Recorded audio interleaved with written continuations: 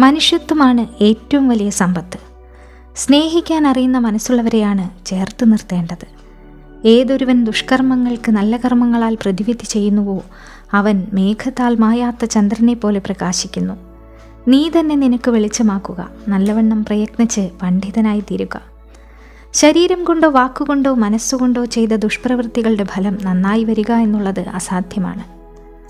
ഒരു നിമിഷം കൊണ്ട് ഒരുമിച്ച് ചെലവഴിച്ച 100 പ്രിയപ്പെട്ട നിമിഷങ്ങളെ മറക്കാൻ ഒരേ ഒരു തെറ്റിദ്ധാരണ ധാരാളമാണ് ചിലർക്ക്. ചില വീഴ്ചകൾ ഉണ്ടാകുന്നത് കണ്ണ് കാണാത്തത് കൊണ്ടല്ല, ചിലരെ കണ്ണടച്ച് വിശ്വസിച്ചതുകൊണ്ടാണ്. അസുഖം, നിർഭാഗ്യം, പട്ടിണി എന്നിവയുടെ സമയത്ത് നിങ്ങളെ സഹായിക്കുന്നവരാരാണോ തീർച്ചയായും നിങ്ങളുടെ യഥാർത്ഥ സഹോദരനാണവർ. ആളുകളെക്കുറിച്ചുള്ള സ്വന്തം വിശ്വാസങ്ങൾ മാറ്റുന്നതിനേക്കാൾ വസ്തുതകൾ വളച്ചൊടിക്കുവാനാണ് പലരും കൂടുതൽ ശ്രമിക്കാറുള്ളത്.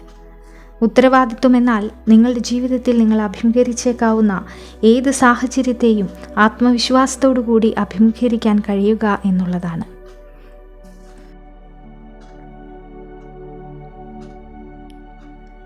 ജീവിതം വളരുകയും ചെറുതാകുകയും ചെയ്യുന്നത് ഓരോരുത്തരുടെയും ധൈര്യവും ആത്മവിശ്വാസവും എത്രത്തോളമുണ്ടോ അതിനനുസരിച്ചാണ്. എല്ലാ സൗഹൃദത്തിന് പിന്നിലും ഒരു ചെറിയ സ്വാർത്ഥ താല്പര്യമുണ്ടാകും.